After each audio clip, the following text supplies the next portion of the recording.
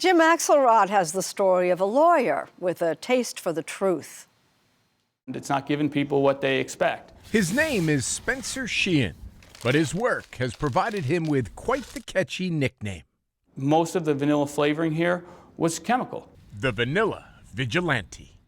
Perhaps the most prolific consumer class action attorney in the country, Sheehan is also the smokehouse sheriff. These almonds have never come within a foot of a smokehouse. And the olive oil avenger. The amount of olive oil in this is actually quite small. He carved out a unique niche, suing over deceptions he says he sees in the aisles of the grocery store. Hundreds of cases in the last few years alone, including a suit against the makers of A&W root beer.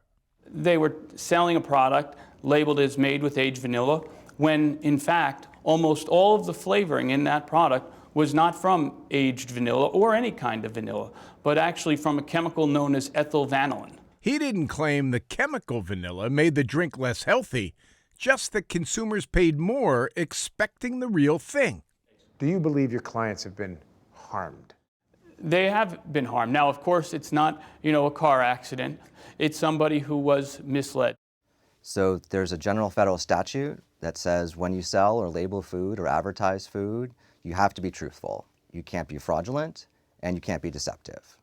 Jacob Gerson, the director of Harvard Law School's Food Law Lab, says it's all a matter of what a reasonable consumer would believe, and that in a world of too many regulations and too few regulators to enforce them, Spencer Sheehan's lawsuits help determine that. So what do food companies think of the type of cases an attorney like Spencer Sheehan files against them? They hate them. They think they're frivolous. They think that no reasonable consumer would actually believe the things that he's asserting they believe in these cases. 1 out of every 4 or 5 cases that you are filing, some judge is saying there's no merit to it. And, I think that's quite an unfortunate thing.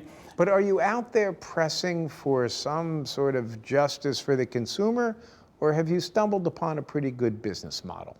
Personally, I don't think in terms of business model. I happen to enjoy what I do.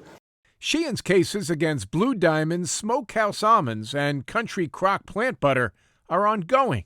Those companies say all their labeling is truthful, accurate, and FDA compliant. The makers of A&W root beer say the same, but have agreed to settle Sheehan's case for $15 million. They say to avoid further litigation. That's a few bucks each to the plaintiffs and a few million to the lawyers. But the real aged vanilla is no longer used. The members of the class, people who get to share in the settlement, how much money did they get? They might get anywhere from $5 to $25, depending on their proof of purchase. The attorneys make millions. We're the stopgap, and after us, it's nothing.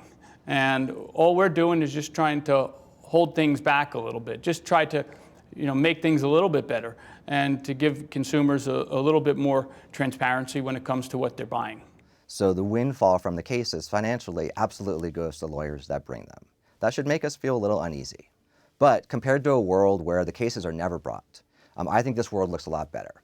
A world where lawsuits filed by the Vanilla Vigilante and others like him keep defining and refining where the line is when it comes to food producers getting us to pull their items off the shelves and into our carts. Now, is that a terrible thing? I don't think that's such a terrible thing.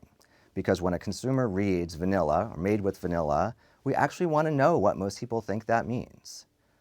The best world would be where people get what they think they're buying and then eat what they think they're eating.